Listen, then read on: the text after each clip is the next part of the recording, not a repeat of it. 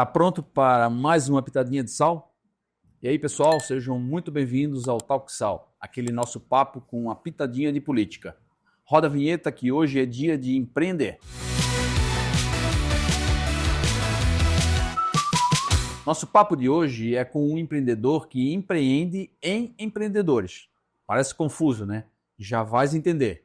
Ele foi o fundador do Empreende Brasil, um dos maiores eventos de empreendedorismo do país e autor do livro Os Códigos da Vida Empreendedora. É com muita alegria que recebo Lucas Schweitzer. Seja muito bem-vindo, Lucas. Prefeito, obrigado pelo convite, prazer estar aqui. Eu tenho certeza que vai ser uma troca muito legal aí de iniciativas públicas, privadas e o que a gente pode tirar de ensinamentos nesse meio empreendedor aí, né? Que bacana. Então, já começamos aqui com um papo de empreendedor, né? O Empreende Brasil se tornou um dos maiores eventos de empreendedorismo do país. Qual foi o momento ou a observação que acendeu a chama para criar algo dessa magnitude? E qual a lacuna você viu que te fez pensar, precisamos de um evento assim? Perfeito, eu acho que é legal dizer que a gente, quanto empreendedor, a gente pode começar um projeto pensando grande ou pensando pequeno. Fala, né, que sonhar grande e sonhar pequeno dá o mesmo trabalho.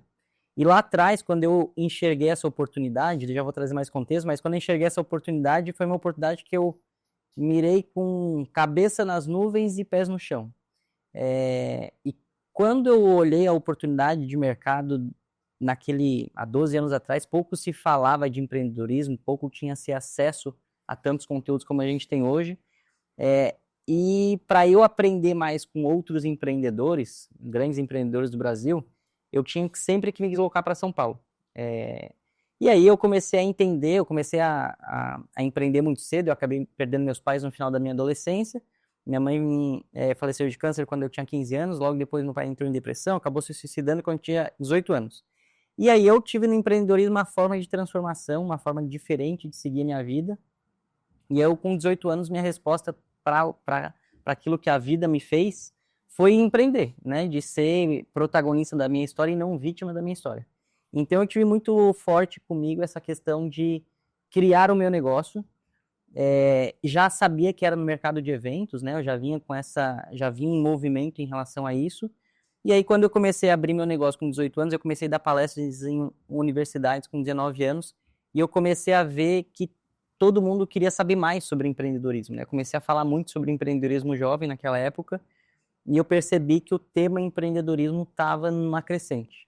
E foi aí que eu comecei a perceber, eu mesmo como empreendedor tinha que ir para São Paulo para buscar referências, e já que eu era do mercado de eventos, por que não então criar um evento em Florianópolis, na grande Florianópolis, que pudesse trazer grandes nomes do Brasil para falar em Florianópolis. E o desafio foi que a primeira edição não trouxe empreendedores a nível Brasil, mas é aquela história, né, de começar da forma que dá, com o melhor que tem. Então a gente começou muito regional, a primeira edição do Empreende Brasil, já com um nome nacionalizado, mas com uma edição muito regionalizada. E aí, à medida que os anos foram passando, ele foi ganhando essa estrutura, porque, de novo, a gente começou pequeno, mas com a cabeça nas nuvens, com a cabeça de realmente ser Brasil, mas começou muito localmente aí em Florianópolis. Ô, Lucas, você fala de uma maneira que cria uma lacuna de tempo aí, aparentemente, né? Uma lacuna de tempo bastante grande. Não sei se você percebeu isso, mas nas suas falas, né? Eu comecei com 19 anos, eu dava palestra na universidade, e você tem uma aparência muito jovial. Fica muito chato se eu te perguntar qual é a sua idade? Tô com 20 agora, tô brincando. Não, eu vou fazer 36 agora, faço 36 anos. E tem aí com 18 anos, então basicamente 18 anos que empreendo, né? Então comecei muito jovem, e acho que os desafios, e até pela minha história de vida, eu nunca tive medo de empreender, né? Eu acho que o medo é uma grande trava, né, de modo geral, e eu não tive medo porque, poxa, acho que nada seria pior daquilo que eu já tinha passado. Eu disse, cara, se eu fizer um negócio e não der certo, eu vou recomeçar como eu já tive que recomeçar outras coisas na minha vida. Então, eu sempre fui muito ousado, e talvez o fato de não ter os pais por perto, não tinha ninguém, e eu também não dava muito espaço para as pessoas dizer, não faz isso, não faz aquilo. e eu sempre fui muito ousado, assim, nas minhas ações e realizações. E acredito que essa ousadia me trouxe alguns aprendizados, alguns tombos, com certeza, mas, por outro lado, alguns ganhos, principalmente em projetos aí mais diferenciados ao longo dessa jornada. Tá, você é natural de Lages? Natural de Lages, mas vim para Florianópolis com 4 anos. 4 anos. Todo esse desenvolvimento aconteceu aqui em Florianópolis? Aqui em Florianópolis, estudei toda a minha vida ali, ensino fundamental em escola pública, ensino municipal, e fui trilhando essa jornada, né, na cidade, mas sempre olhando para coisas grandes, assim. Eu falo que, acho que a gente vai falar mais, para mim, acho que a grande questão de empreender é escolher mais sobre liberdade, assim, né? Às vezes as pessoas colocam, muitas vezes, o sonho dela em algo que elas não conseguem controlar tanto, né? Em relação ao mercado, em relação a estudo. E eu falo que as pessoas precisam empreender não só no CNPJ, de abrir um negócio, mas empreender na vida delas, né? De escolher o que elas querem viver e fazer isso de forma consciente, né? Não ser deixa a vida me levar. E quando você fala aqui com 19 anos, você estava dando palestras em universidades. Nessa época, você já tinha chego até que escolaridade ou o que você já estava trilhando? Nessa época ali, com 19 anos, eu já tinha me formado, estava fazendo faculdade de administração e já tinha empresa há 2 anos, né? Então, eu acho que foi muito um skin in the game, assim, de quem começou sem uma estrutura familiar.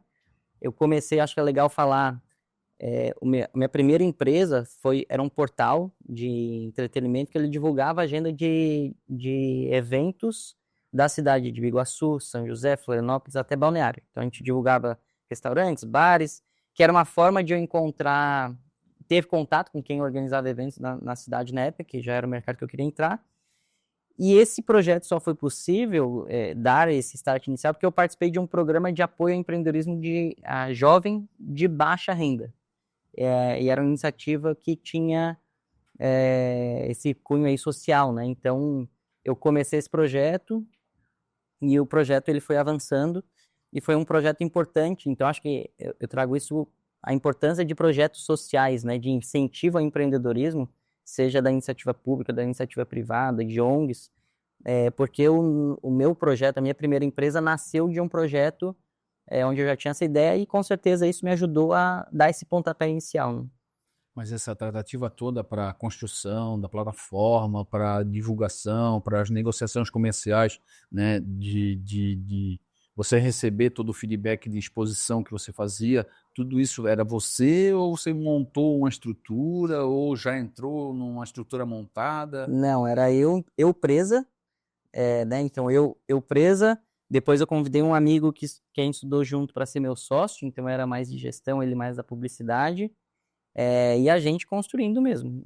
E aí a gente contratou um amigo que sabia programar um site, contratou uma amiga que era designer, criou a plataforma. Esse programa era muito mais de capacitação empreendedora e tinha até 2 empresas que do programa iriam até receber um investimento. A gente foi uma delas que recebeu um investimento de R$5.000 na época, e que a gente usou esse recurso para contratar um designer e fazer algo melhor, para distribuição de flyer na época que funcionava muito.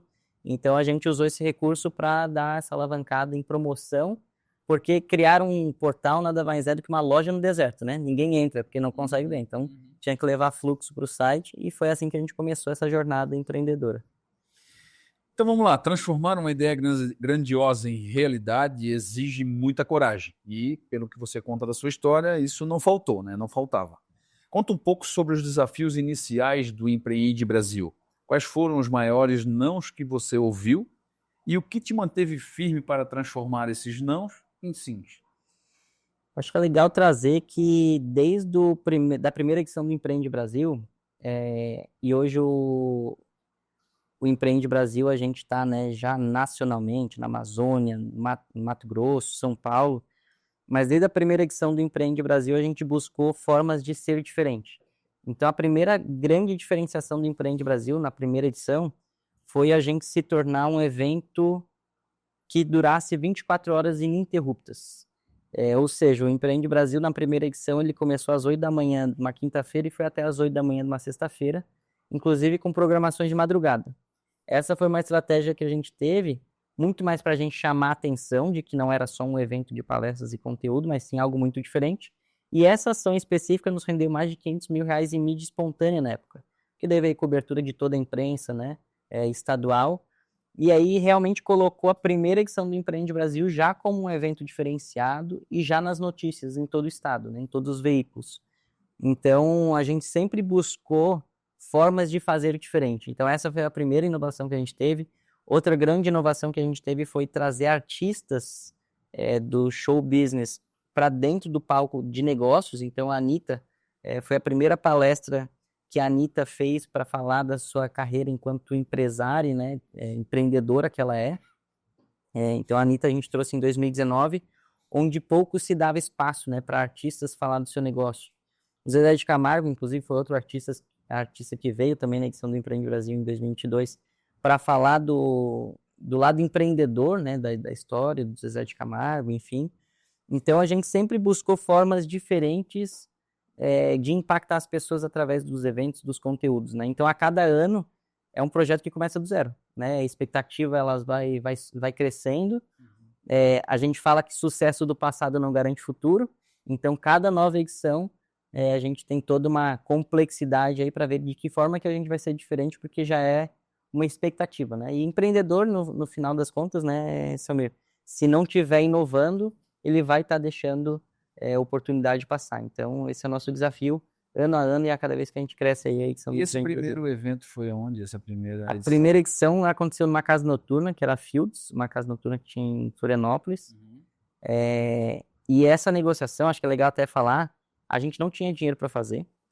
Da ideia para a execução foram 45 dias, então, lá em 2014, da ideia de fazer a edição do Empreende Brasil até executar foram 45 dias. A gente não tinha dinheiro, mas a gente tinha relacionamentos. E aí, acho que essa aqui acho que é legal para todo mundo que está em casa. Muitas vezes a gente, quando vai comprar, a gente tem um comportamento de comprador. E a gente aprendeu, mesmo quando a gente for comprar, a gente está vendendo. Ou seja, a primeira edição do Empreende Brasil, ao invés de eu chegar na casa e pedir para eles mandarem uma proposta de locação, eu cheguei para eles e perguntei assim, bom, vocês fazem shows, né, fazem entretenimento, e se eu trouxer para cá 200, 300 empresários, quanto que vocês me pagariam? Eu assim, não, como assim? Não, se eu trouxer aqui 200, 300 empresários, quanto vocês cobrariam? Bom, não sei.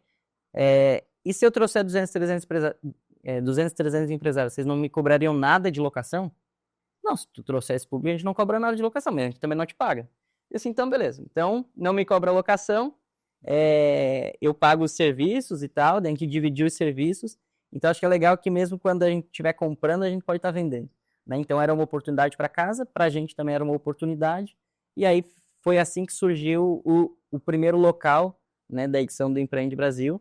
E foi assim também com os palestrantes, foi assim com as entidades, né, parceiras na época também, associações comerciais, CDL, então todo esse envolvimento aí do ecossistema empreendedor da Grande Florianópolis. E aí você conseguiu naquele momento montar as 24 horas com atividades, com palestras, com ações que prendessem o público naquele local para que você tivesse, claro, o sucesso do primeiro evento. Exatamente. E uma coisa que eu contei, acho que eu nunca contei isso publicamente, mas era 24 horas de evento, e aí mais a montagem, mais a desmontagem, acho que nesse dia eu fiquei umas 40 horas acordado. Quer dizer, quase todas elas acordadas, porque nessa edição do Empreende Brasil eu acabei dormindo no palco, junto com o Sávio, que era jogador do Real Madrid, do Flamengo, da seleção. Essa é uma história inusitada, que fala da resiliência, né? O Sávio ia fazer a última palestra do Empreende Brasil, que era às 6 da manhã até às 8 da manhã, e ele ia fazer sozinho. E aí quando ele chegou lá, ele, pô, Lucas, na real não vou fazer sozinho, sobe comigo no palco, vamos fazer um bate-bola. E aí nesse bate-bola eu acabei dormindo, e aí eu lembro que alguém do time aí foi lá me chamar, mesmo com muita água, muito energético, não deu conta. Puto. Na real foi sabe aquela dormida que não sabe se passou 10 minutos ou 1 minuto ou 30 segundos? Então foi assim, foi uma cochilada. E aí a plateia também, alguns estavam dormindo, então foi algo bem inusitado, mas que faz parte aí da nossa trajetória e foi uma experiência que até hoje a gente lembra aí com muito carinho. Superou as expectativas daquela época? Naquela época a gente sempre espera fazer mais, né? Tipo, pô, acho que a gente consegue 500 pessoas, aí deu 200. Aí no próximo, pô, vamos dar 600, não, agora deu 400. Então, um dado legal que o Empreende Brasil, ano a ano, ele sempre foi dobrando. Até que chega 2023, onde a gente chegou num público aí de 6 mil pessoas presenciais. E aí a gente é um número que a gente mantém aí nos outros anos e a gente escala muito mais quando tem alguma versão online e tal. Mas hoje 6 mil é o número da nossa secção aqui de Santa O Catarina. último foi 2025? O último Empreende Brasil aqui foi 2025. 2025 a gente fez o Empreende Brasil em Santa Catarina, em São Paulo e na Amazônia. 2026 já teve alguma? 2026 vai ser o primeiro agora. Empreende Brasil não lançamos, mas deve ser o Empreende Brasil Agro agora, final de abril. Agro em Mato Grosso, Sinop. A gente criou um modelo de licenciamento. Depois Empreende Brasil aqui, 22 e 23 de maio. E daí depois São Paulo e Amazônia. Legal. Lucas, eu queria te parabenizar pelo lançamento do livro, né? Os Códigos da Vida Empreendedora. Está na minha lista de leitura, com certeza. E gostaria de dizer, né? Pelo que eu vi no livro, o livro promete desvendar chaves para o sucesso. Se você tivesse que resumir o código mais fundamental para um empreendedor que está começando hoje, qual seria? Samir, eu vou trazer algo que para mim foi fundamental na minha trajetória. Assim. Eu li um livro que se chamava Você é do Tamanho dos Seus Sonhos. E esse livro me ajudou a pensar grande e entender que às vezes a nossa maior limitação é a gente mesmo. Então, a dica que eu dou para todo mundo que está começando um negócio, ou mesmo quem pensa em começar um negócio, é não começar um negócio por uma oportunidade financeira, mas sim algo que realmente esteja alinhado com o que a pessoa quer da vida dela. Muitas vezes a pessoa só fica atenta à oportunidade. E aí, às vezes, a pessoa escolhe, por exemplo, abrir um restaurante. E aí dá 1 ano, 2 anos, abre o restaurante, e aí daí ela está reclamando da mão de obra, está reclamando dos desafios. A partir do momento que tu decide abrir um restaurante, tu está decidindo aquele modelo de negócio. E aquele modelo de negócio vem de brinde os desafios que tem do setor, do segmento, né? Então, algo que eu sempre tive muito claro para mim foi pensar ao máximo o que eu quero para minha vida e de que forma que os meus negócios vão me ajudar para isso. Então, eu vejo que o negócio ele é um meio para a gente viver a vida que a gente quer viver. Então, eu tenho hoje o Empreende Brasil como um grande lifestyle, né, meu estilo de vida, de viver aquilo que eu acredito. Então, é onde eu boto energia, é onde eu tenho prazer de disseminar isso, porque está muito alinhado com o meu propósito, né? Então, o meu propósito, basicamente, o empreendedorismo foi uma forma de mudança para a minha vida. E a gente vê sempre que o empreendedorismo é uma forma de mudança para outras vidas também, né? Então, para mim, primeiro ponto é a pessoa ter clareza do que ela quer para a vida dela, escolher a vida que ela quer viver e ela escolher através do negócio dela uma forma de fazer isso acontecer diariamente. Resumindo, né, de forma muito normal, vamos dizer assim, e resumida, o que você disse, né, nesse período todo aí, ele resume aquilo que a gente escuta na maioria dos eventos que a gente participa, seja de formação, capacitação, né, é você fazer aquilo que você gosta, né? Porque no fundo, se for pelo dinheiro, tu é empresário também, cara, no começo o negócio não dá dinheiro. Na verdade, ele requer investimento, de energia, de recurso. Se for só pelo dinheiro, as pessoas vão parar no primeiro, no segundo, terceiro ano. E vão parar com menos dinheiro do que quando começaram. Porque tiveram que investir, perderam capital.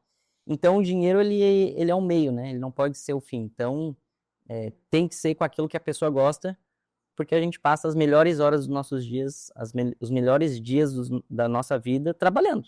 Então, tem que ser algo prazeroso, porque eu não acredito muito nessa separação, né, da pessoa física e da pessoa jurídica. Até porque quando você empreende, né, quando você se torna um empreendedor, na grande maioria das vezes você trabalha muito mais, com certeza, do que aquilo que você trabalharia como funcionário, vamos assim dizer, na iniciativa privada. Exatamente. Quando é empreendedor, a gente está trabalhando quando está acordado, né? Exatamente, até quando dormindo também. E isso é prazeroso, né? Se for o que a gente gosta. Se for algo que realmente você não gosta de fazer, aí a coisa fica muito mais difícil, né? Mas entre a teoria dos códigos do seu livro e a prática intensa de organizar um evento como o Empreende Brasil, onde essas duas esferas se encontram e se complementam na tua jornada? Hoje pra gente o evento ele é um meio, né? É um meio de gerar impacto, é um meio... o negócio em si pra gente hoje, o evento ele é um canal. Então pra gente o negócio é muito mais a criação do ecossistema, né? Então, e aí se a gente for pegar o próprio evento como exemplo, o evento é um grande case de gestão, né? Onde a gente tem que fazer gestão de pessoas, gestão de egos, gestão de relacionamento, gestão de marketing, onde tudo tem que acontecer de forma simultânea e tudo acontece ao vivo, né? Então, fazer evento nada mais é do que administrar eventualidades. Então, acho que essa grande chave aí dos eventos, da magia que tem, a gente sabe que grande parte dos impactos que a gente tem na nossa vida são vinculados a impactos emocionais, e os eventos têm esse poder, né, de gerar um impacto emocional, de colocar pessoas com o mesmo propósito juntas, e eu acho que esse é o grande segredo do Empreende Brasil, da gente reunir num mesmo ambiente pessoas com uma mesma sinergia, uma mesma energia, uma mesma frequência, que é o pró-desenvolvimento. E na tua visão, o que realmente significa sucesso na vida empreendedora? É apenas sobre números e faturamento ou há códigos mais profundos que definem uma jornada empreendedora plena e realizada? Há mais de 12 anos eu convivo muito com empresários, né? Empreendedores de grande porte, e o que eu vi que muitos empresários que têm sucesso financeiro não necessariamente estão felizes. E aí até eu trago esse código no livro. Para mim, sucesso é você gostar, sucesso é você conquistar, sucesso é você gostar, não, sucesso é você conquistar aquilo que você quer. E felicidade é você gostar daquilo que você conquistou. Então, acho que essa, para mim, é a principal definição de sucesso e felicidade. Então, às vezes a gente busca o sucesso, mas para buscar o sucesso, às vezes a gente passa por cima de princípios, o que não nos faz ter uma felicidade, porque a gente não está em paz com a gente mesmo. Então, para mim, o principal ponto é sucesso é você conquistar aquilo que você quer, e felicidade é você gostar daquilo que você conquistou. Por isso que a gente às vezes vê muita gente, né, vamos assim falar, porque pode ser empresário, pode ser qualquer atividade que ele realize, que ele consegue galgar, né, subir degraus, atingir objetivos, mas de repente ele abandona tudo, larga tudo, ou desiste de tudo isso, Exatamente. porque realmente não encontrou felicidade em nada disso, né? Exatamente. E a felicidade, ela está no caminho, né? Não no destino especificamente, né? Então, é algo mais complexo, algo mais profundo, mas na verdade, no final das contas, é a gente para a gente mesmo. Tem aquela frase de um grande pensador e filósofo brasileiro, que ele fala assim: muitas vezes eu tentei fugir de mim, mas onde eu ia eu estava. Essa frase é do Tiririca, né? E a grande questão é essa: a gente tem que estar bem com a gente mesmo, e a felicidade, ela é combustível pro caminho que a gente está trilhando, né? Essa é uma realidade, né? E a gente às vezes não se atenta a isso, né? A felicidade é algo que ele tem que caminhar contigo, né? Porque não tem graça nenhuma você ser infeliz, infeliz, infeliz para um dia você conquistar uma felicidade, Isso né? não existe. Essa é uma alucinação. Na verdade, a felicidade é um estado de espírito atual, né? Então, ela tem que estar no combustível. E Ela não é buscar depois. ela constantemente, né? Ela diariamente, na verdade, ela tem que estar com a gente, né? Então, por isso que a gente tem que gostar da jornada que a gente está construindo. Todo empreendedor tem um momento que o transforma.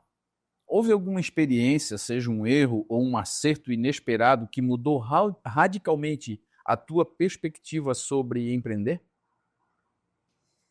Na verdade, eu como empreendedor e a gente como empreendedor, constantemente a gente está errando e acertando. Eu acho que um grande case que a gente teve, linkando ainda com o Empreende Brasil, o ano de 2019, o Empreende Brasil, além de ter sido o evento que a gente trouxe a Anitta pela primeira vez, sendo muito ousado, porque era a crítica era muito grande, o Empreende Brasil também foi o primeiro evento de aparição pública do Ike, no mesmo ano de 2019. E essa ousadia foi que fez o Empreende Brasil naquele ano de 2019, que já era muito forte estadualmente, nacionalizar. Então foi o primeiro ano que a gente teve no Empreende Brasil uma cobertura da Folha de São Paulo, do Estadão, o UOL, e grandes grupos de comunicação do Brasil vindo para Florianópolis para cobrir, né, o evento que estava uma funkeira, para cobrir um evento que estava um ex-presidiário e para cobrir um evento que estava um banqueiro, que na época veio o João Amoedo, que tinha recém saído candidato a presidente. Então, essa ousadia nos trouxe bons frutos e também os desafios, né, na tomada de decisão de quando a gente busca fazer algo mais fora da curva, né? Então, foi o ano que eu saí como empreendedor jovem de Santa Catarina, que colocou um presidiário no palco, colocou uma funkeira, e colocou um banqueiro, e saiu matérias até na Fuxico, e saiu matérias, a Folha de São Paulo muito em cima, né, porque o Ike tinha pouquíssimo acesso à imprensa na época. Então foi um movimento aí de ousadia, com grandes desafios, mas muito aprendizados e frutos bons, e frutos que trouxeram aprendizados aí nessas escolhas também. E aí, logo na sequência, 2020, a gente entrou naquela questão da pandemia, do coronavírus, 2021. Nesse período foi tudo fechado e esse segmento de eventos foi um dos que mais sofreram no país.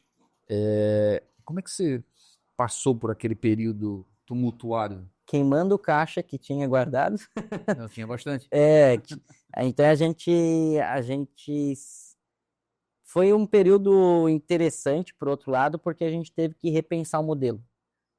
Então, na época, a gente abriu um drive-in, a gente fez drive-in do Empreende Brasil no aeroporto, junto com o Floripa Airport e o Cine System na época, e foi o ano que a gente, esses 2 anos ali mais parados, a gente fez live, fez outras coisas, mas a gente olhou muito para a criação do ecossistema do Empreende Brasil. Então, logo depois a gente criou o Empreende Brasil Club e outros produtos vinculados ao Empreende Brasil. Então, foi um período que a gente teve que, de fato, se reinventar e olhar muito além do evento. Então, para a gente foi um exercício doloroso, mas como a gente aprende como empreendedor, né? 50% das coisas que acontecem com a gente é causa e efeito, né? Coisas que a gente domina. E as outras 50%, que é economia, doença, saúde, são coisas que a gente não controla. E aí o que a gente controla é o que a gente faz com aquilo que nos acontece. E aí o que a gente fez foi buscar alternativas para que quando voltasse a gente pudesse voltar de alguma forma mais forte, né? Então foi assim que foi a pandemia para a gente, assim, um momento de muita reflexão, de pensar no modelo de negócio muito além do evento. Lucas, eu vou te fazer uma pergunta, pode ser até que você não queira responder, se não quiser tá tudo certo também, a gente continua aqui. Essas aí que são boas.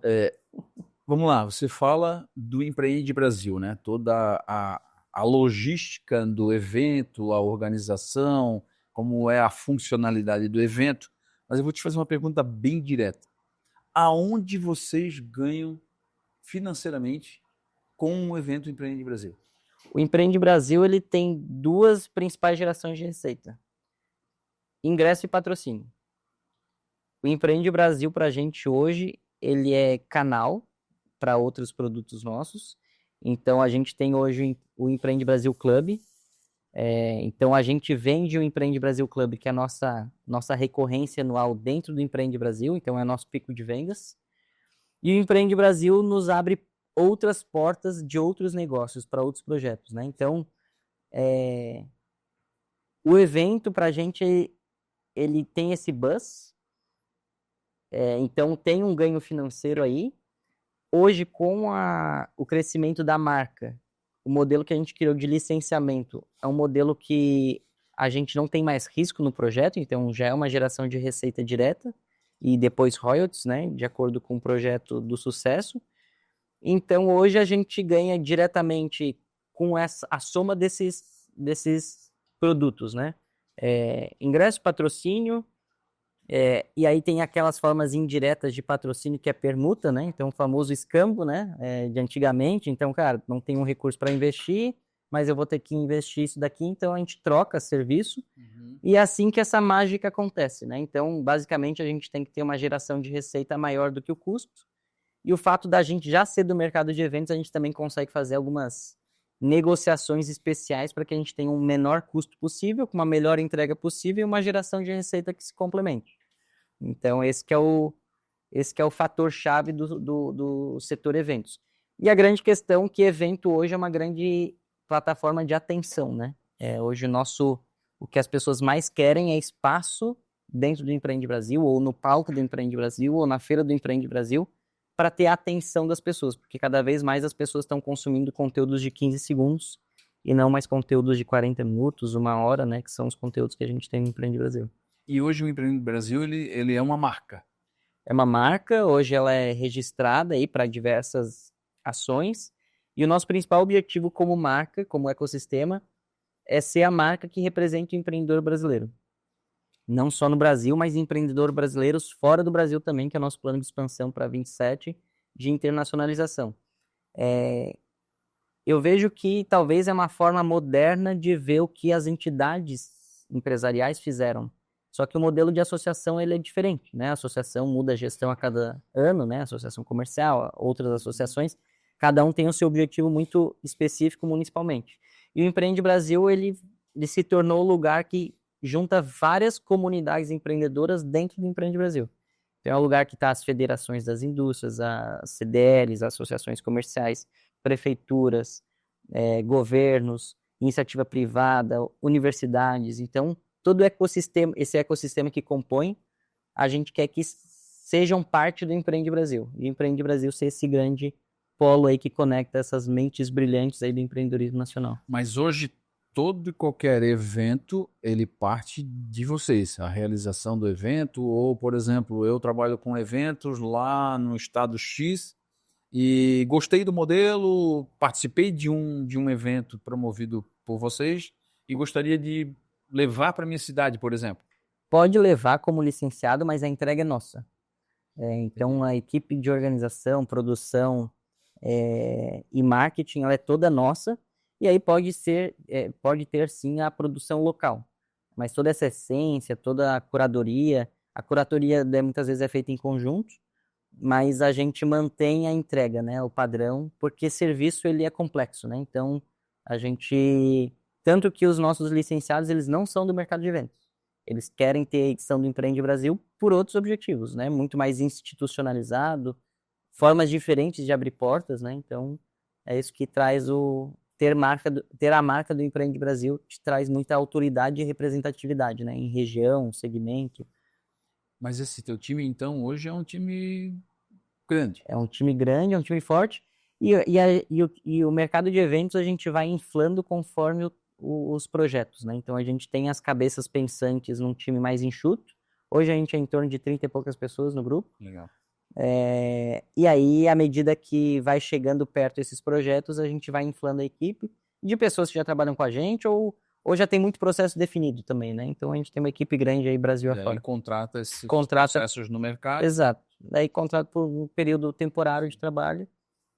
Mas uma equipe do Empreende Brasil, por exemplo, de Florianópolis, a gente tem mais 600 pessoas que trabalham nos 2 dias de evento. Então é uma equipe de staff muito grande em todas as áreas, né? Então, audiovisual, alimentação, limpeza, produção. Realmente muita gente que trabalha aí para fazer tudo acontecer. Que bacana. A vida de empreender, ou a vida de um empreendedor, ela é intensa. Isso, né, você já contou bastante da sua história aí, ficou muito claro para todo mundo, né? Mas como você faz para encontrar um equilíbrio entre a paixão pelo trabalho, a vida pessoal e a necessidade constante de inovação e aprendizado? Para mim, acho que é uma coisa só. Vida privada e vida profissional acaba que ela se conecta muito, né? E para mim, na minha visão de vida, as minhas empresas é uma forma de eu viver a minha vida. Tanto que, né, por exemplo, esse ano, eu acho que um fator importante para todo empreendedor é ter um alinhamento com a família, né? Então, esse ano é um ano que eu lancei o meu livro, é um livro que está sendo lançado nacionalmente, então está chegando nas livrarias, nos aeroportos do Brasil e todos os estados brasileiros. E junto com o livro, junto com a expansão do Empreende Brasil, agora indo para 4, talvez até 5 estados esse ano, uma agenda intensa de outros compromissos. Então, o meu primeiro alinhamento é com a minha esposa, né? Com a minha esposa, com a minha filha. E aí, um alinhamento que eu trago como prática é ela estar de acordo com esse momento e a gente desfrutar desse momento juntos. Então, por exemplo, eu dei uma palestra agora, alguns meses atrás, em Natal, ela e minha filha foram juntos, passamos o final de semana. Então, a minha vida empreendedora também quero que seja um desfrute para elas, né? Então, mesmo que eu vá, às vezes, viajar para palestrar ou viajar para algum outro projeto, elas vão junto, sempre que possível, né? Então, esse alinhamento entre a família, para a família estar apoiando, é importante. Então, acho que essa junção de vida profissional e vida pessoal tem que ter os combinados em casa para que isso seja uma mola propulsora e não ser uma pessoa a mais que tu tem que convencer ou depois escutar reclamando, né? Porque a gente sabe que Daí se torna um empreendedor peso, né? Daí não tem felicidade nesse meio. é isso aí. No começo você falou que precisava, até para satisfazer necessidades ou para adquirir conhecimento, você precisava sair muito da região para poder buscar esse conhecimento, seja São Paulo ou outros lugares que você procurou. Hoje, como você faz? Ou você chegou num patamar que consegue ser, vamos dizer assim, um autodidata, que você acompanha a evolução, né, acompanha as mudanças do dia a dia e consegue se preparar e evoluir, né, com essa informação que você adquire através de rede social, através das mídias, ou você ainda tem um hábito de participar de alguns treinamentos, algumas formações? Como é que é isso para ti? Eu sou muito ativo, assim, eu acredito muito em constante transformação. Inclusive, agora, início de março, eu estou indo para a SXSW, que é o principal evento de inovação do mundo, né, em Austin, no Texas, justamente para beber de outras fontes. Eu vejo que o mercado ele está em mudança em todos os setores. O mercado de eventos também, porque hoje conteúdo não é mais um diferencial, né? Hoje o conteúdo nem está mais na internet, o conteúdo está no teu celular, junto com o ChatGPT, com a inteligência do mundo na tua mão. Agora, cada vez mais eventos se tornaram experiências e mais marcantes, né? Então, hoje, conteúdo ele não é mais definitivo se você vai a tal evento ou não vai a tal evento, porque tu pode ver a palestra daquele nome no YouTube, né? Tu pode ver em outros lugares. Mas eu trago muito mais essa visão da importância da relação, né? Então, eu continuo bebendo de muitas fontes, e foco muito em ver coisas não óbvias, né? Então, busco coisas em outros setores, em outras áreas, em outros países, justamente porque eu acho que a gente nunca tem uma ideia do nada. Na verdade, é uma combinação de referências do que a gente já viu. E depois que a gente vê alguma coisa muito relevante, é difícil de desver, né? Então, o grande desafio do empreendedor é conectar boas ideias para a sua realidade, para o seu negócio e fazer daquilo ali um modelo de negócio que possa se tornar viável a ponto de virar um projeto ou uma iniciativa aí que possa render bons frutos. Vamos entrar numa parte que eu gosto bastante, que é uma pitadinha de política. Eventos como o Empreende Brasil não só inspiram, mas também impulsionam a economia local. Como você vê o impacto de iniciativas assim na vitalidade econômica de cidades como Biguaçu e de Santa Catarina como um todo? A gente tem um estudo de impacto econômico do Empreende Brasil, da última edição, foram mais de 50 milhões de impacto econômico. Isso é medido com o quê? Com tudo que gera 6 mil pessoas rodando, né, no nosso município, na nossa cidade. Então, hotel, aéreo, restaurante, carro por aplicativo, táxi, comércio. Então, tudo isso impactado, né, pelo número de pessoas, 2 dias de evento, então geralmente a pessoa fica em média 3 ou 4 dias na cidade.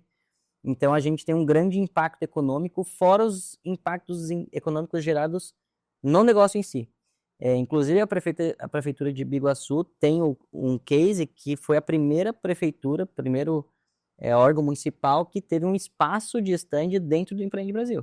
Então, para a gente, isso é um grande case, assim, e traz a importância da prefeitura olhar o empreendedor como uma forma de alavanca, né, para o crescimento da cidade, que, de fato, essa iniciativa, se a gente for pegar grandes cases do Brasil, sempre é um case que a iniciativa privada caminha junto com a iniciativa pública, né? Então, a Prefeitura de Biguaçu teve com a gente agora, recentemente, no Empreende Brasil, e fez muitas boas conexões, e os próprios parceiros do Empreende Brasil falaram assim, pô, que legal ter uma prefeitura que enxerga a necessidade de estar mais próximo do público privado e ser parceira, né, a ponto de ouvir, de dialogar, de ter conversas, de trazer empresas para Biguaçu. E às vezes esse diálogo, se não está ali frente a frente, acaba que não acontece, né? Então, acho que estar nessa vanguarda, vocês são um grande case, né? Então, é a nossa primeira prefeitura a ter feito isso e já está inspirando outras, né? E tem outros municípios aí que têm interesse também em estar mais próximo, e acho que esse que é a grande mágica do negócio, porque a gente sabe que empreendedorismo que vai arrecadar imposto, que vai gerar emprego e que vai gerar aí novas possibilidades aí para os municípios e para o nosso estado e para o nosso Brasil também. Lucas, eu sei que a nossa conversa, o nosso bate-papo, ele está muito mais voltado para a gente aproveitar todo o teu conhecimento, tudo que tu tem feito, né, por esse mundo afora, e também como empreendedor. Mas eu vou te passar um pouquinho do nosso caso, né, quando você fala de Biguaçu estar participando do Empreende Brasil, né? Quando a gente chega na prefeitura, e eu venho da iniciativa privada também, trabalhei em muitas empresas, também tenho meus negócios, né? Então eu também sou um empreendedor. A gente trabalha para tentar adequar, né, ou facilitar, né, para que empresas possam vir, para que empreendedores possam vir de uma maneira muito mais maciça e intensiva, né, fazendo com que esse desenvolvimento aconteça no município. E aí, como é que você valida tudo isso, né? Então, a gente fez uma gama de ações no município, né? Desde legislações, desde incentivos, seja tudo que a gente teve como possibilidade de fazer até aquele momento, mas a gente precisava colocar isso à prova, né? A gente precisava mostrar isso para um empresariado que não conhecia o município, né? Que ele estava habituado em outras cidades, com outras regras, com outros perfis de atendimento, e ver qual seria a reação dele. Então, quando a gente vai para um Empreende Brasil e a gente coloca lá um stand da prefeitura e a gente leva uma equipe técnica que vai apresentar o município de Biguaçu naquela realidade daquele momento, ela traz para a gente e trouxe para a gente muitos bons resultados. Primeiro, validando as regras de negócio que a gente tinha estabelecido no município. Segundo, de ouvir, né, dos próprios empresários aquilo que a gente tem de bom, aquilo que a gente conseguiu implantar de bom no município, mas também aquilo que a gente poderia evoluir ainda mais. Então, da mesma forma que o empresário que vem lá da sua iniciativa privada, participando de um evento desse para criar um network, para poder criar novas possibilidades de negócio, conquistar novos clientes, em busca de novos fornecedores, ou troca de experiências para melhorar algum processo da sua empresa, né? Às vezes participando assistindo uma palestra, na grande maioria vai com esse objetivo, né? Deixa eu ver o que eu consigo extrair dessa palestra para melhorar alguma coisa, seja ela no ramo do empreendedorismo, ou seja, na vida pessoal, né? Mas esse é o objetivo. Então, quando a gente leva a prefeitura até um espaço desse e a gente consegue fazer com que esse nicho de relacionamento, né, ele se crie e valide aquilo que a gente não tinha a certeza do sucesso, para a gente foi muito gratificante. E acho que essa é inclusive, uma das estratégia de marketing que tu pode utilizar para os outros municípios para você atraí-lo, né, a participar do Empreende Brasil. E o resultado foi bacana porque várias empresas ou vários empresários que lá estiveram visitando e conversando com a gente, tem empresários desses que hoje está instalado em Biguaçu. Muito legal. Aqui da região, que estava tendo algumas dificuldades e percebeu que aqui a gente tinha alguns facilitadores, um dinamismo maior em alguma área e acabou vindo para o Biguaçu. Então, trouxe um resultado econômico para o município, seja na geração de emprego, né, na melhoria de renda, seja naquilo que toda empresa que abre uma porta acaba gerando, né, além dos tributos normais, mas trouxe para a gente esse ganho na vinda, mas também validando os processos e contribuindo com a gente para melhorar ainda mais. Então, às vezes você, né, com a habilidade já e o tempo de vida na elaboração e na execução de eventos, pode até achar assim, poxa, mas é estranho uma prefeitura, né, como você falou, a primeira, mas para a gente trouxe um ganho muito grande mesmo, principalmente nessas duas frentes. Eu acredito que essa quando a gente olha para fora, né, nos outros países é comum às vezes ter os estados, municípios participando. E no Brasil ainda é uma cultura que ela precisa ser desenvolvida, porque às vezes cada canal é um formato diferente, né? Um rádio, uma televisão, a internet. E evento também é um canal, uma forma de se comunicar com o público. E estar ali, né, frente a frente com 6 mil outros empresários, diretamente com o público que pode conversar em trazer, ou que já né, já tem empresa em Biguaçu, ou tem interesse em investir, ou trazer sua empresa para a região pelos ganhos de incentivos, de economia, enfim, de tudo que envolve, ele só vai ficar sabendo disso se ele for comunicado ou impactado para isso. Exatamente. Então, sim, ou vai ser através de um canal de comunicação, ou através de um canal de relacionamento, que é o evento, né? Comunicação com o evento. Então, parabéns vocês, assim, por essa visão empreendedora, porque é uma forma muito inteligente de conversar com 6 mil empresários, estando frente a frente com 6 mil empresários, né? Então, mostra o quanto vocês estão comprometidos em fazer diferente para ter resultados diferentes, né? Porque não existe uma cidade forte sem empresas fortes, né? Então, essa visão é fundamental. Parabéns e obrigado por estarem com a gente construindo, né? Porque o que a gente faz é para construir uma cidade melhor, um estado melhor e um Brasil melhor, né? A gente acredita muito no empreendedorismo como uma forma de transformação, de fato. Isso vem na sequência também, que na condição de prefeito, é meu papel buscar sempre formas de fomentar o empreendedorismo em nossa cidade.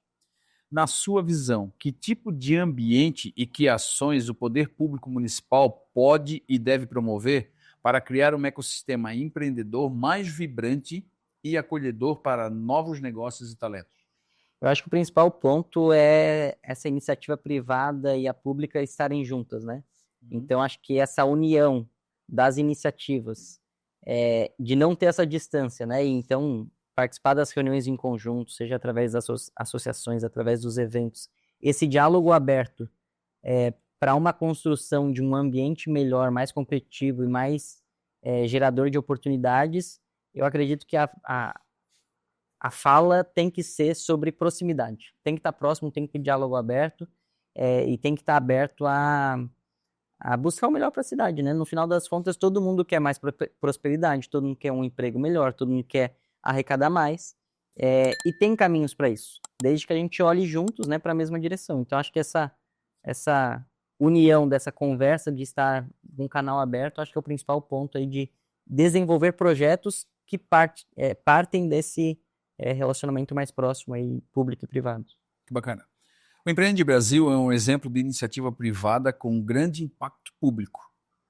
Como você enxerga a importância das parcerias entre o setor privado e o setor público para o desenvolvimento sustentável e inovador da região? Um pouquinho disso você falou na pergunta anterior. E eu acho que é isso, assim, o incentivo dos poderes, tanto que a gente indo para outros estados, né, no caso Mato Grosso, na Amazônia, os próprios governos estaduais, as prefeituras, se mobilizam também para ter a edição do Empreende Brasil lá, por saber o impacto direto e indireto que tem, né, uma realização do Empreende Brasil. Então, cada vez mais juntos, mais unidos, para que a gente possa, de fato, transformar mais pessoas, mais vidas, através dessas iniciativas empreendedoras. Então, não tem como a gente caminhar separado. Tem que caminhar junto, dar as mãos e olhar na mesma direção, que é o desenvolvimento. Olhando para o horizonte, quais são as grandes tendências que você enxerga no mundo do empreendedorismo e da inovação para os próximos 5, 10 anos? Onde os empreendedores de hoje deveriam estar de olho? Hoje muito se fala em inteligência artificial, mas a inteligência artificial que a gente vê hoje ela é só a ponta do iceberg.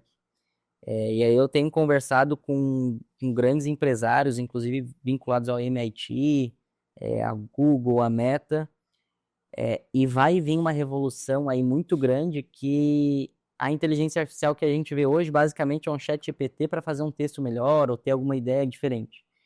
E hoje sacanear alguém, né? Ou como sacanear alguém. E hoje as grandes inteligências artificiais vêm para fazer o processo como um todo, de ponta a ponta.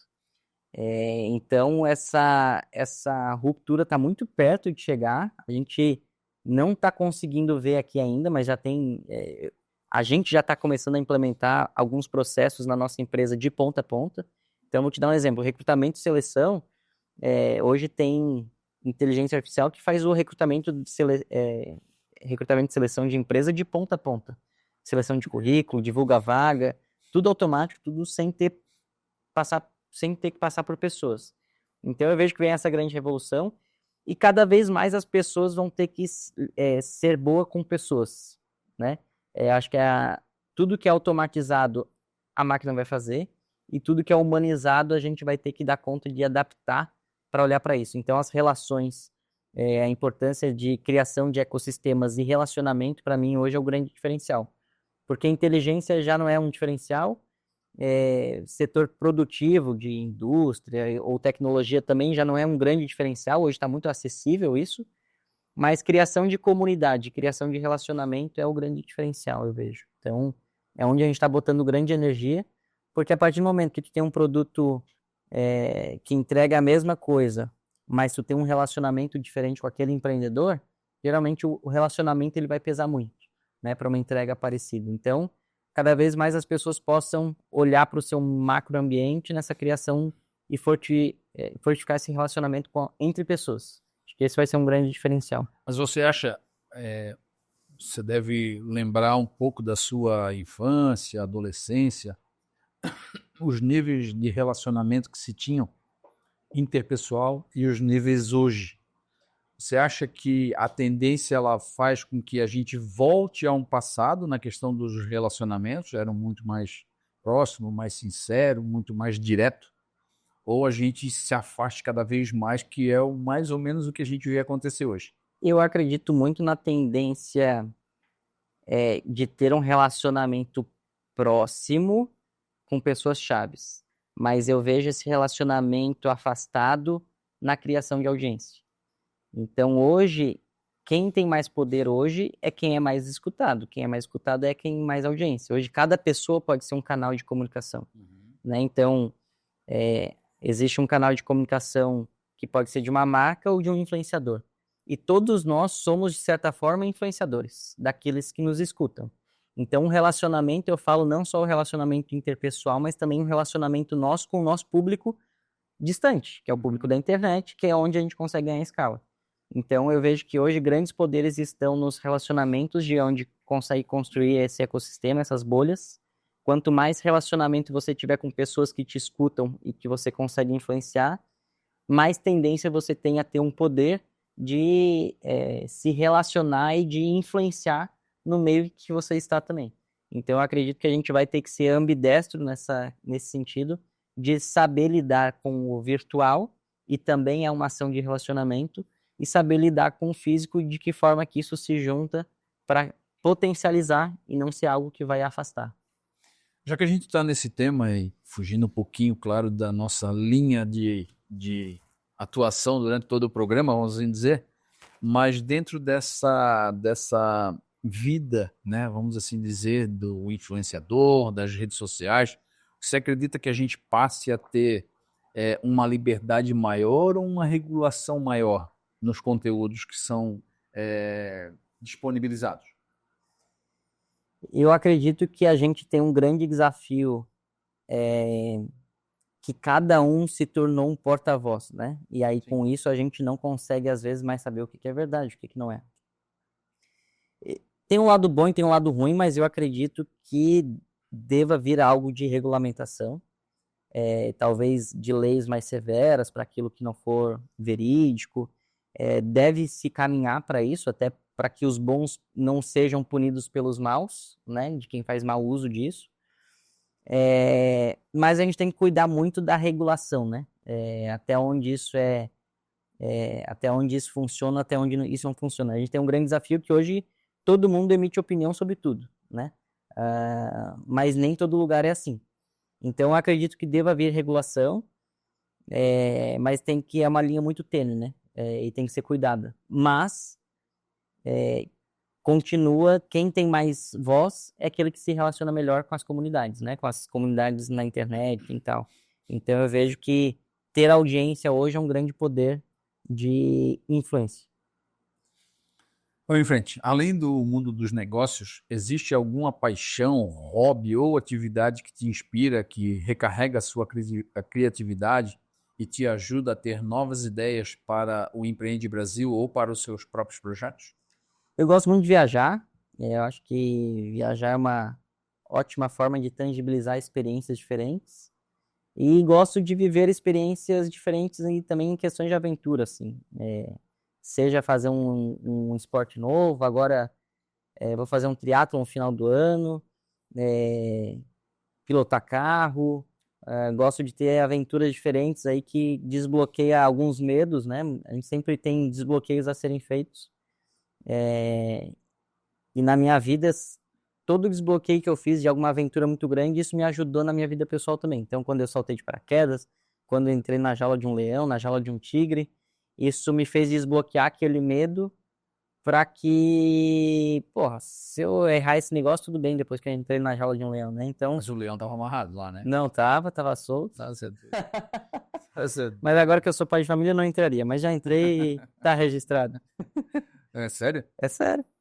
Entrei, foi em Buenos Aires, na Argentina. Tem um zoológico que tinha interação com os animais e junto com um adestrador com sua varinha, eu fui até a jaula dos leões e do tigre. Mas até os dentes, né? O adestrador, aquele cara que... aquele cara ali com uma varinha ali e muita fé, né? Muita fé em Deus ali, mas deu certo. Então esse é o tipo da fé que carreguei contigo, tá? Não traz pra mim. Se o Lucas não fosse um empreendedor e organizador de eventos, qual outra carreira ou área de atuação você acredita que teria seguido? E por quê? Eu gosto muito de me relacionar com pessoas, né? Aquilo que a gente estava comentando.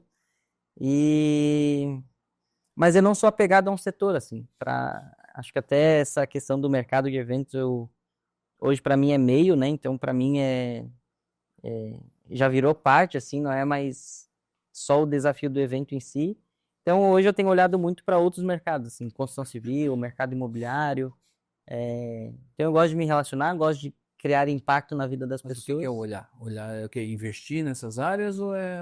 Eu tenho investido nessa área, abri uma incorporadora há 2 anos, então estou estudando mais o mercado. Estamos aí Mas com o propósito de realmente investir ou aplicar um pouco do dinheiro que deve... Não, de criar um projeto para isso mesmo. Legal. Ou incorporar, ou ir de alguma forma para o mercado imobiliário.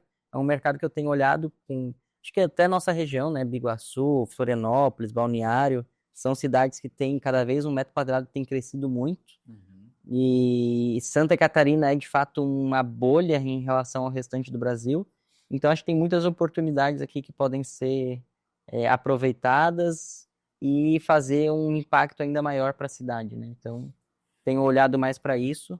Mas hoje eu sou muito apegado a gerar negócios, assim. Então tenho olhado, tem esse olhar além, assim, de gerar impacto de outras formas também.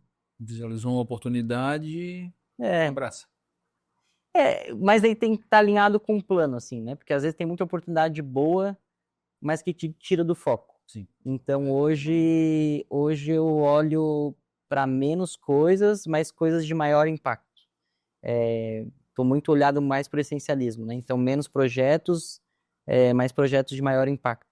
Então não é só sobre o volume, mas sim sobre o impacto, a quantidade, a qualidade. Essa é uma mudança que a gente e eu, né? Eu não sei se você chegou a pegar isso, mas a gente percebeu que ela ocorreu, né, no meio empresarial, né? Há uns 20, 30 anos atrás, vamos falar assim, a gente via empresários, né, que montavam a sua empresa, ela dava um resultado bom e aí começava a abrir outras coisas. De vários segmentos, coisas que não tinham nada a ver uma com a outra, né?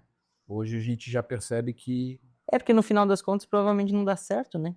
Ou um ou outro, né? Ou um ou outro, porque a gente sabe que empreender vai te trazer desafios. E tem coisa que quando a gente começa a empreender que a gente não sabe que a gente não sabe. A gente vai descobrir no meio do caminho. E a partir do momento que tu vai para um setor muito novo, a tua tendência a erro ela é muito maior do que aquele segmento que tu já conhece.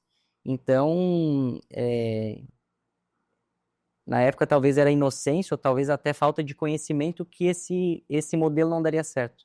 E hoje já é fato, né? Então, por mais que tenha o conhecimento, tem aquele conhecimento que é vivencial, né? Tem que viver para aprender.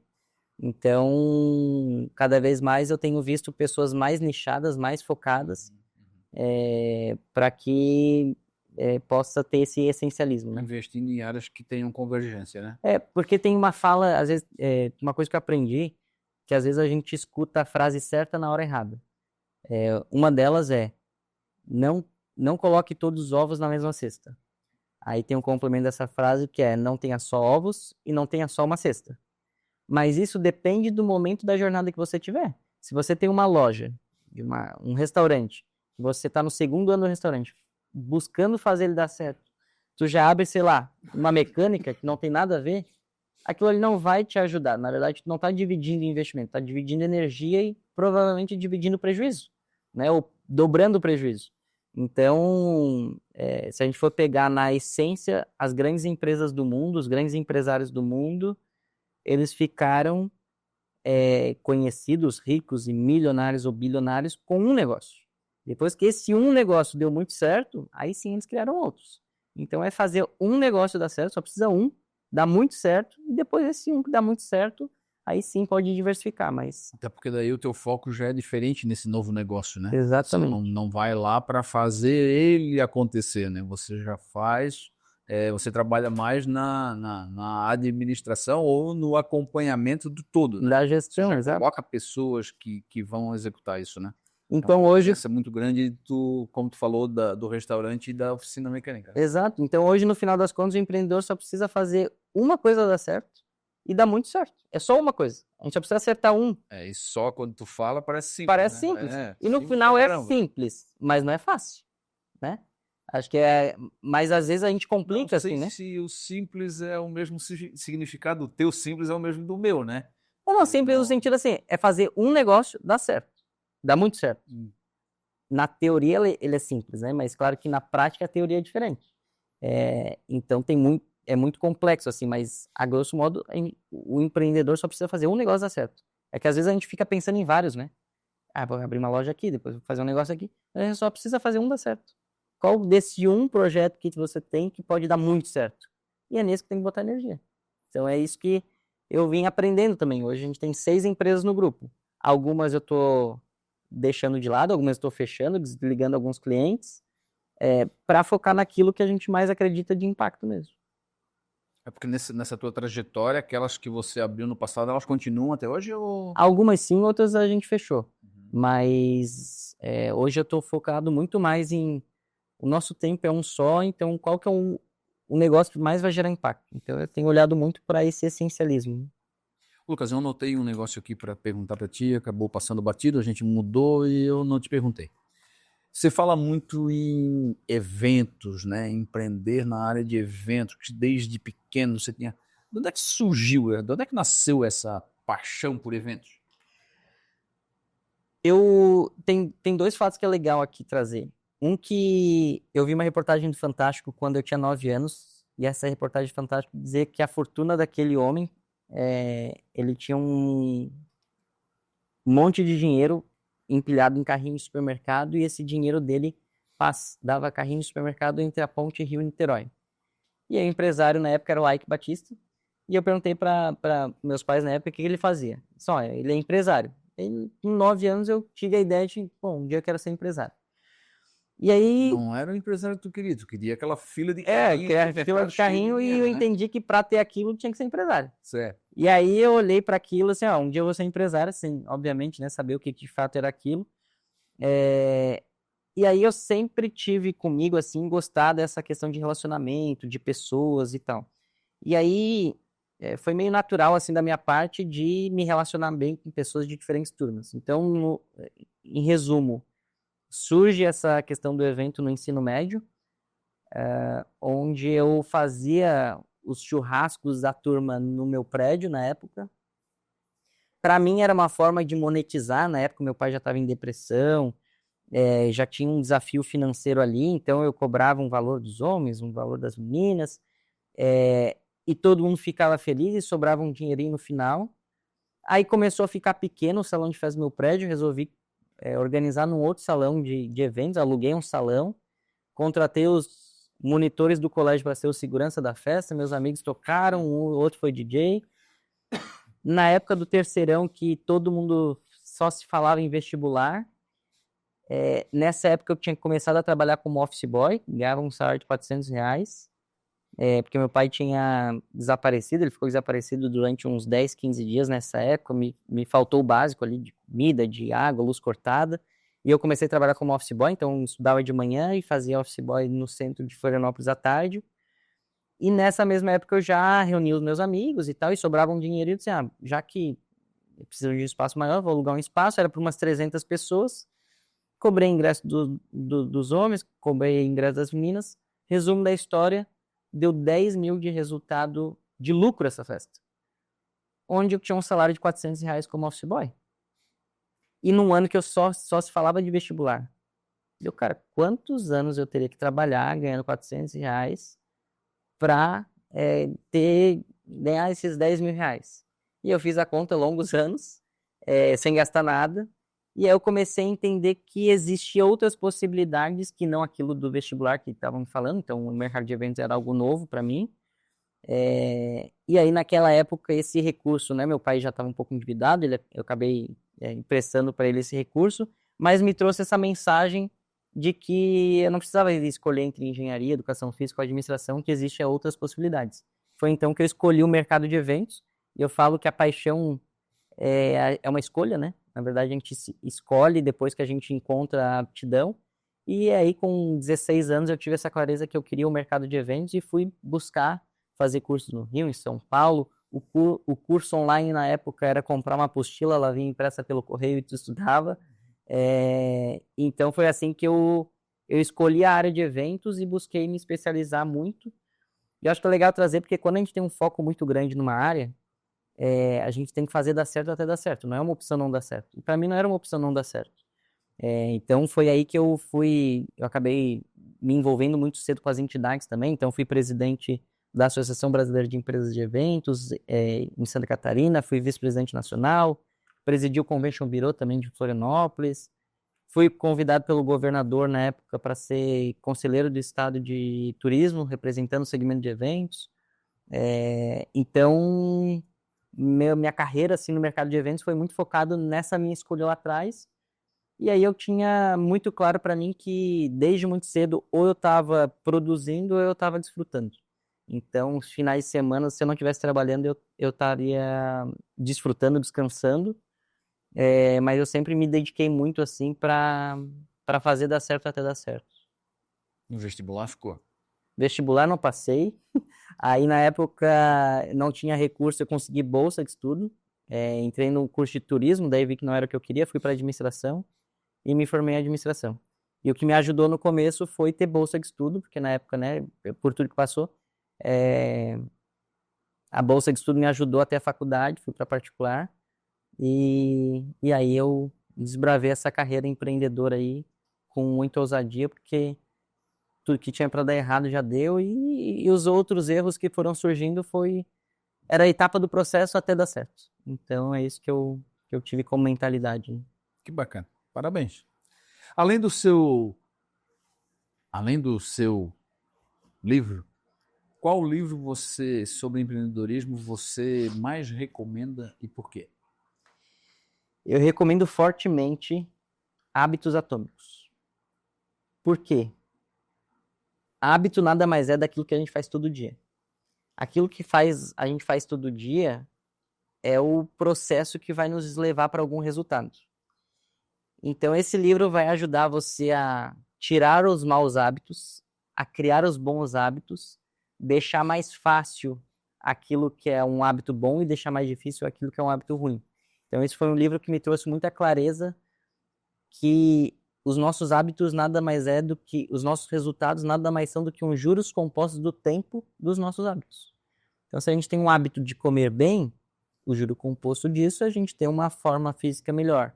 Se a gente tem um hábito de estudar mais sobre determinado assunto, o hábito composto do tempo, né, o tempo vai nos trazer melhores resultados com aquilo. Então, hoje eu sou muito mais intencional naquilo que eu quero como hábito, naquilo que eu quero como agenda. Então, tem muito empreendedor, às vezes, que fala, pô, a gente não bateu a agenda do mês. a meta do mês. Mas aí vai ver a agenda do empreendedor, quanto tempo você dedicou para conferir a agenda dos seus vendedores. Só conferiu o resultado no final do mês ou teve uma rotina de agenda, que é um hábito, uma rotina de agenda para ver quantas ligações aquele vendedor fez por dia, que fez por semana, controlar mais o processo, porque o resultado é só uma consequência, né? Então, Hábitos Atômicos é um livro que eu indico fortemente porque é o que vai nos fazer ter resultados mais conscientes aí nessa construção diária. Hábitos Atômicos. Isso aí. Esse é o nome. Vamos lá, todo mundo lendo direitinho e vamos empreender da forma correta. Você fala, por exemplo, de acompanhar. Na grande maioria das empresas que eu trabalhei, os gestores, vamos assim chamar, ou os líderes mais dedicados, mais próximos e os que buscavam os melhores resultados sempre acompanharam muito de perto as metas que eram passadas, né?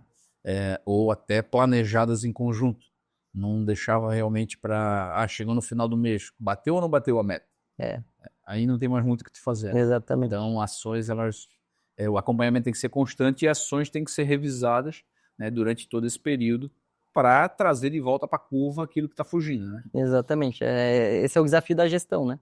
Porque daí é gestão de pessoas, tempo, mas é uma rotina que tem que estar e é isso que vai controlar o resultado no final. E algumas coisas às vezes passam a ser engraçadas, né? Eu me lembro recentemente, eu conversando com as pessoas que estão à frente das lojas hoje que eu tenho, né? Inclusive a minha esposa que está à frente ali acompanhando, e eu sentado com eles, eu dizia assim, porque ela trouxe para mim que as vendas esse mês estão muito ruins. Eu falei assim, beleza, vamos lá, puxa, quais são os números que tu tem até hoje, né? E aí a gente sentou, tal, eu peguei os números que eu acompanho ali, eu acompanho os fechamentos, né? Então eu sei o que tem a cada mês, né? E eu falei, realmente, se a gente for puxar comparado com os demais meses para trás, até esse período a gente já deveria estar aqui. Então realmente tem uma defasagem. Agora deixa eu começar a perguntar para vocês. O que vocês perceberam que aconteceu nesse período que fez com que as vendas caíssem? Como é que está o comércio como um todo? E assim foi, né? Mas e aí o cliente tal, né? Que a gente já tem a informação que são clientes que têm um consumo constante, né? Como é que ele está? Não, realmente ele deu uma reduzida nesse mês. Vocês entraram em contato, tentaram entender o que está acontecendo? Porque às vezes no comércio, essa oscilação, ela pode ser normal, né? Sim. Até porque a gente se acostuma com o normal também, né? Essas oscilações, elas, principalmente aqui, a gente tem uma influência muito grande em tudo que acontece no mundo todo, né? Total. Então, estourou alguma encrenca em algum lugar do mundo, o comércio dá uma oscilada. E principalmente porque a gente trabalha com nichos, né, de mercado, com segmentos, né? Então, esse segmento deu uma dificultada. Cai o comércio relacionado àquele segmento. A gente viu recentemente a questão dos tarifácios, né? Sim. Muitos segmentos tiveram dificuldade. Mas o que você fala é interessante porque muita gente ela acaba não acompanhando e entendendo esse processo. Por quê? Porque às vezes você não tem muito o que fazer. A não ser você trabalhar a outra parte do negócio, né? Estou discutindo receita. E eu não tenho mais o que fazer para melhorar. Por quê? Porque é uma influência externa que eu não tenho ação sobre isso. Mas eu tenho sobre a despesa. Então, o que eu consigo cortar, o que eu consigo mexer para que o resultado ainda seja positivo? Perfeito. Mesmo eu tendo uma redução de receita, né? E aí a justificativa ou o resultado dessa queda, eu não consigo ter ação. Total. Como eu faço para que o resultado ainda seja positivo? Ou para que essa redução e esse resultado negativo seja o mínimo possível, inclusive no menor tempo possível, né? Perfeito. Eu acho que a gente olha muito para a macroeconomia, se preocupa muito com a macroeconomia, que é onde a gente não domina, e a gente tem que olhar mais para a microeconomia, que é onde a gente domina, né? Que é a nossa venda, o nosso custo, o nosso relacionamento. Então é isso, cada vez olhar mais para a microeconomia, e a macroeconomia ela vai influenciar, mas se a gente focar na nossa microeconomia é o que vai fazer girar, né? A gente vê às vezes o pessoal na construção civil, a construção civil está em queda. Acontece, né? Acontece. Principalmente quando existe poucos investimentos sendo feitos, né, no Brasil, a construção civil dá uma caída. Mas a gente precisa, quem está no ramo da construção civil, ela entender que esse é um momento que ele vai passar, né? A maioria dos problemas que a gente enfrenta nesse sentido, eles são temporários. E como eu consigo fazer para que eu passe por esse momento com o menor impacto ruim possível. É isso aí. Muito bem, vamos em frente então. Para quem está com uma ideia na cabeça, mas tem medo de começar, qual a frase ou empurrão que você daria?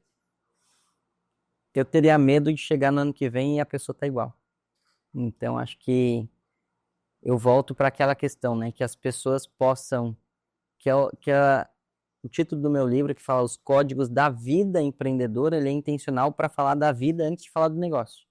Então, para mim, a frase que define é: escolha a vida que você quer viver e vive ela diariamente.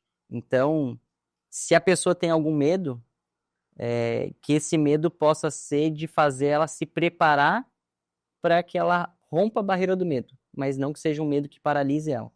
Então, acho que o medo de fato é poder chegar no ano que vem e estar da mesma forma ou pior, né? Se a gente não está evoluindo, a gente está regredindo. Então, para mim, empreender nada mais é do que a gente assumir o protagonismo de ir em busca da construção da vida que a gente quer, porque a vida é uma só e ela passa muito rápido, né? Então, que a gente possa ter, de fato, desfrute nessa vida. Lucas, e quando tu fazes os teus comentários, muitos dos que estão assistindo podem achar que a gente está, ou que as tuas falas elas estão muito direcionadas ou amarradas, vamos assim dizer, à questão do evento, à questão do Empreende Brasil. Na verdade, quando tu fala de empreender, diferente de qual é o segmento, qual o negócio que tu vai fazer, que tu vai montar, ou, né, ou que tu sonha ter. Exatamente, acho que empreender pode ser você ser um programador, pode ser você ser um designer, pode ser você ser um gerente de uma loja, porque empreender tu também precisa de um intraempreendedor, né? Então eu falo de empreender na vida da pessoa, dela saber administrar as relações dela, as finanças dela, o plano de futuro dela, o plano de vida dela. Então empreender para mim é fazer com que as pessoas primeiro tenham um CPF forte, né? Uma pessoa com intenção, com capacidade de construir um CNPJ forte, né? Então, para grandes empresas, se a gente pega um restaurante de sucesso de um lado e um restaurante que não tem sucesso do outro lado, um do lado do outro, mas um tem sucesso e outro não, qual que é a grande diferença entre eles? O empreendedor. É o empresário que diferencia uma empresa de sucesso ou não. Ah, não, mas essa daqui é temática. Tá, mas quem escolheu o temático foi o empreendedor. Ah, mas aqui tem melhores promoções. É o empreendedor. Esse aqui tem o melhor comunicação e marketing. É o empreendedor. Que soube montar o melhor time, soube melhor ter uma estratégia. Então, no final das contas, bons negócios são feitos por bons empreendedores. Então, primeiro a pessoa tem que se tornar um bom empreendedor da sua vida para depois se tornar um bom empreendedor nos negócios, né? É uma consequência. Que bacana. Lucas, hoje a conversa foi bastante produtiva. Quero te agradecer imensamente pela troca de ideias e pelo teu tempo aqui conosco. Quero também aproveitar e agradecer pelo livro e pela dedicatória. Para quem quiser ler, né? Vai estar disponível em breve. Aí, já está disponível. Já está disponível. Nas plataformas todas, na Amazon, já está tudo disponível. Nas livrarias também. Então vamos lá, gente. Mas antes que a gente termine, eu preciso empreender uma última perguntinha. Qual é o aprendizado mais valioso que a vida te deu e que você carrega, independente da sua atividade? É a lei de causa e efeito. Às vezes as pessoas reclamam. Tem uma pesquisa recente que 85% das pessoas estão insatisfeitas com a vida delas. Só que a vida que a gente tem nada mais é do que uma consequência daquilo que a gente escolheu. E se a gente está vivendo essa vida é porque a gente aceita ou porque a gente fez escolhas para isso. E para mim isso traz de volta a questão de ser um empreendedor da sua vida, que é decidir a vida que você quer. Então, assim, vai doer, se tiver que treinar, vai doer. Se tu não treinar, depois também vai doer. Então, escolha a sua dor. Então, acho que a grande questão volta para essa questão da autorresponsabilidade, de que a gente não tem, a gente tem aquilo que a gente aceita, não aquilo que a gente merece. E a gente pode ter mais, né? Vai muito dessa visão empreendedora da pessoa querer buscar algo a mais da vida dela, e não necessariamente só financeiramente, né? Então, se a gente quer mais amor, a gente tem que dar mais amor, não só exigir mais amor. Se a gente quer mais respeito, a gente tem que respeitar mais. Se a gente quer... Então, tudo que a gente quer mais, a gente tem que fazer mais. Então, é muito mais um olhar da nossa autorresponsabilidade e menos o olhar de apontar e buscar um responsável.